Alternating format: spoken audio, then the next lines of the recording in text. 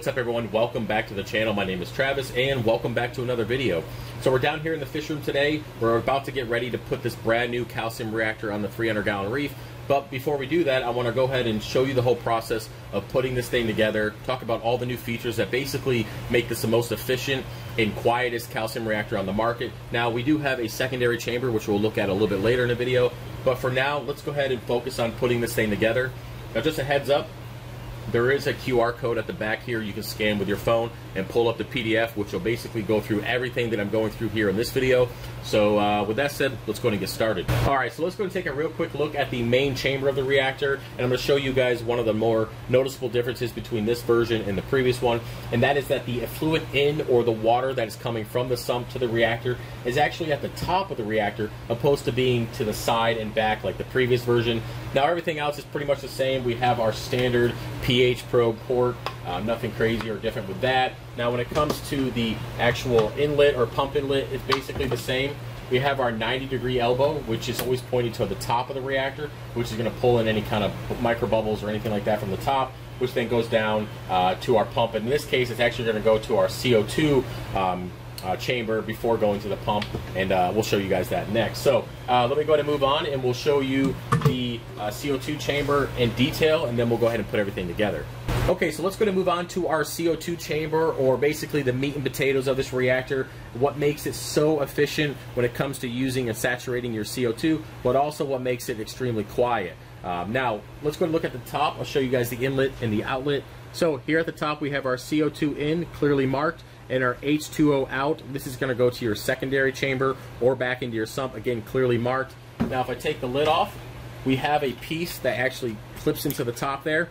Now, this piece is actually really important, and you can see here that we have the, hopefully you can see it, the front. I'm trying to do it so you can see it. It's engraved front. Now, with this piece, it does also have a little hole, which we'll talk about here in a second. But before we get to that, make sure when you're doing any kind of maintenance or you're putting this together for the first time, make sure the front is facing the front of the reactor. So right underneath H2O out is considered the front.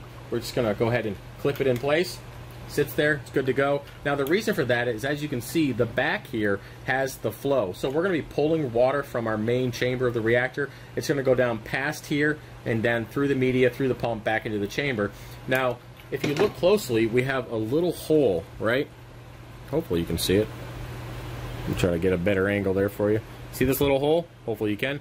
Well, anyways, that is attached directly to our CO2. So when we're pumping CO2 into the chamber, it's actually going to come out of this hole, get immediately pulled by the water passing through it, directly by it, down through the media, which is then going to allow it to saturate. Now, with the previous reactor, we got a 65% saturation of CO2. That means the rest of the CO2 went to waste. With this version, it's up to 95%, which allows you to use less CO2 over time. And, of course, saving money is always best, right? And also cuts down on noise. So it's going to pull the CO2 down through the media, which then will saturate it completely, and then it'll go into the main chamber, where it will actually dissolve the media and then be pumped back into the tank. Now, before we get into putting this together, one more thing I want to show you and talk about is the sponge. Now, this sponge needs to be cleaned every 4 to 6 months. Simple, just take it out, clean it like any other sponge from your reactor. Now, this serves two purposes. One, not only does it help with breaking up the CO2, saturating it, but more importantly, it actually prevents any kind of media from getting into the pump. Now, on the previous version, I had issues with my calcium reactor media getting too small and then getting sucked into the pump, potentially causing damage to the impeller. We don't have to worry about that with this design, because we're pulling in through the bottom, or through the top, sorry, which then will allow it to catch any kind of detritus or anything before being pumped in to the main chamber. We don't have to worry about that anymore. So remember, clean it out every 4 to 6 months. You can take out this media as well, rinse it up. Yeah, it's good to go, right? So with that said, let's go ahead and move on to putting this together and then get it on the 300-gallon reef. Okay, so let's go ahead and assemble our calcium reactor. Now, when it comes to tools, you really only need a flathead screwdriver for the 4 set screws at the bottom. That's going to hold the plate and the reactors, or the chambers together, better yet. Now, when it comes to this, it's pretty easy. We're just going to go ahead and get our base plate here. This is what's going to connect our CO2 chamber to our main chamber and also hold our pump. Now, you're just going to pull off a screw at the bottom here. Slide our base plate in there. All right. line it up, put the screw in. Now, when it comes to these screws, I don't like to tighten them down until everything is together, and I'll show you guys that here. So just kind of finger tighten, nothing crazy. That way you can wiggle around and you can make adjustments on the PVC beforehand. Now, if we come over here, we have our main chamber. It's got these 2 screws, very easy, just kind of put it in place. Again, just finger tight, nothing crazy there. The next thing we're going to do is take our drain valve. Make sure it's going to come like this, right?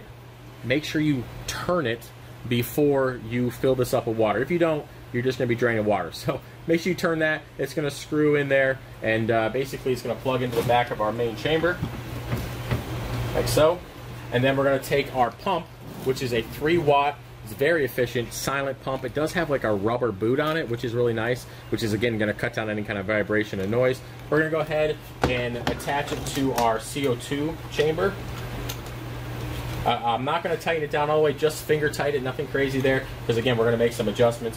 One thing I do want to mention is that the CO2 chamber, this PVC will go all the way in and touch the base. Make sure you pull that out a little bit, okay? That way it lines up with this PVC from the top, but it also isn't touching the inside. So we'll go ahead and bring this down here.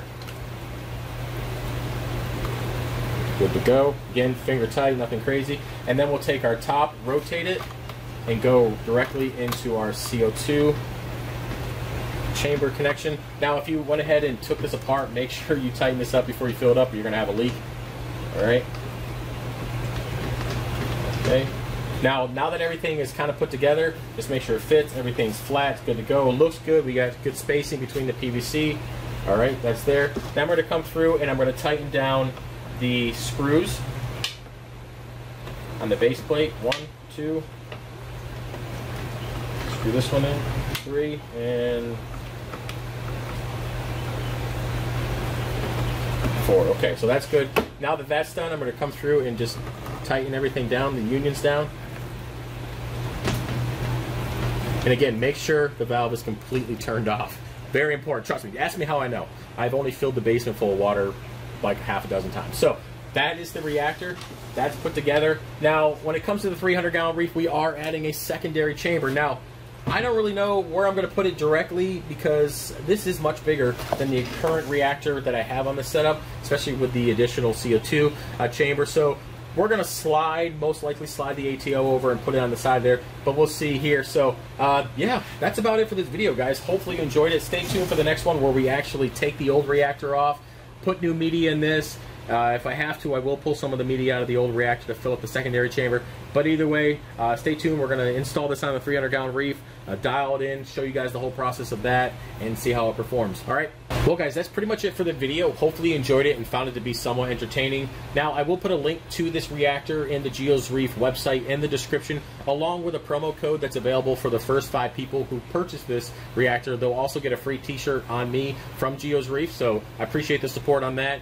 That link and that promo code will be in the description. Again, it's only available for the first 5 people. And yeah, I appreciate everybody watching this video. Again, hopefully you enjoyed it. If you have any questions, feel free to put that stuff in the comment section. Stay tuned for the next video, and we get this thing rocking on the 300. All right?